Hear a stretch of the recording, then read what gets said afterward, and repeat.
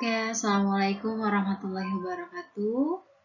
Halo semuanya, bagaimana kabarnya? Semoga semuanya sehat selalu ya, dan selalu dalam lindungan Allah Subhanahu wa Ta'ala. Amin, amin, ya rabbal alamin. Oke, teman-teman, untuk pertemuan hari ini adalah materi terakhir dari teks persuasi. Jadi di pertemuan sebelumnya mungkin sudah dibahas ya oleh Bu Nais dan juga Bu Iva apa itu pengertian teks persuasi, bagaimana ciri-cirinya, lalu ada jenisnya, lalu ada struktur dan juga kaidah kebahasaan dari teks persuasi. Maka hari ini adalah pembahasan yang terakhir, yaitu bagaimana sih cara menyajikan atau bagaimana caranya membuat teks persuasi. Baik anak-anak, seperti yang kalian ketahui bahwa sebuah teks persuasi adalah teks yang ditulis untuk mengajak, menghimbau atau mempengaruhi pembaca untuk melakukan sesuatu. Nah, ketika kalian ingin membuat sebuah teks persuasi, itu kalian harus memperhatikan bagaimana strukturnya dan juga kaidah kebahasaan dari sebuah teks persuasi. Di pertemuan sebelumnya sudah dibahas ya, struktur teks persuasi itu ada 3, yaitu pengantar, pokok teks, dan juga simpulan. Nah, untuk pertemuan kali ini yang akan Ibu bahas itu adalah bagaimana sih caranya ketika kalian ingin menyajikan atau menulis sebuah teks persuasi. Nah, langkah yang pertama itu adalah kalian harus tentukan topiknya dulu. Kira-kira apa sih yang akan kalian tulis? Itu. Topiknya apa nih? Temanya apa nih? Gitu. Nah, yang kedua, kumpulkan datanya.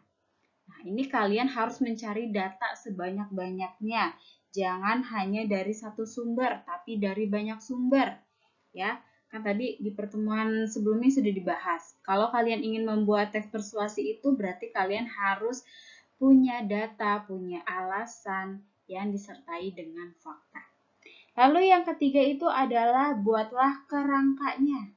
Kamu bikin bagannya nih, kerangka di sini maksudnya itu adalah struktur dari teks persuasinya itu.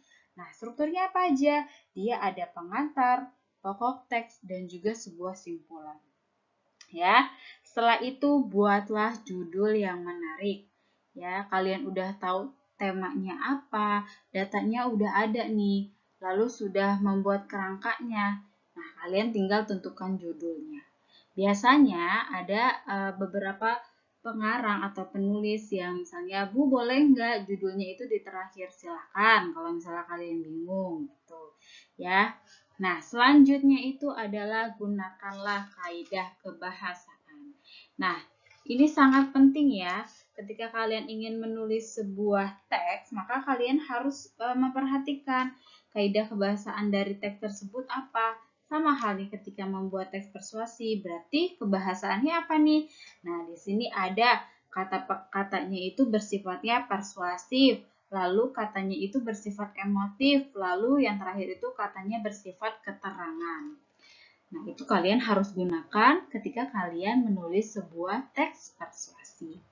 Nah, selanjutnya ada tadi kan gunakan kaidah. Selanjutnya ini buatlah sesuai dengan strukturnya. Maka strukturnya itu kalian udah ada nih. Tadi kan buat kerangka. Nah, kalian tinggal masukin aja nih strukturnya. Artinya kalian mau masukin data-datanya gitu. Ya, masih ada yang ingat nggak strukturnya itu apa aja? Ya, Ibu ulangi lagi. Strukturnya itu ada 3, yaitu pengantar. Berarti kalian ini isinya itu adalah pembuka dari sebuah teks persuasi. Ya, di bagian pengantar ini pun kalian harus buatnya itu menarik. Kenapa sih harus menarik? Karena kalau dari paragraf pertamanya sudah tidak menarik, maka pembaca tidak akan membaca hingga paragraf terakhir.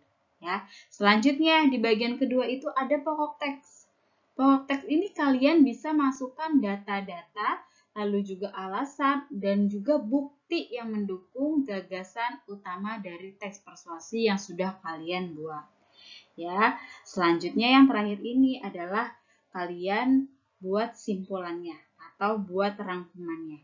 Jangan lupa nih, kalian bisa masukin sebuah saran atau sebuah ajakan ataupun sebuah arahan. Ya. Nah, setelah kalian sudah buat semuanya, sudah dicek dari awal sampai bagian terakhir sudah dimasukkan semua, lalu hal apa yang harus kalian lakukan? Baca lagi. Kira-kira teks persuasi yang saya buat ini sudah bagus belum ya? Sudah baik belum ya? Nah, setelah sudah dibaca lagi, coba cek lagi nih, kira-kira kalimatnya ini sudah menggunakan kalimat yang efektif belum ya? Kalian revisi lagi nih, apa nih tanda baca yang salah?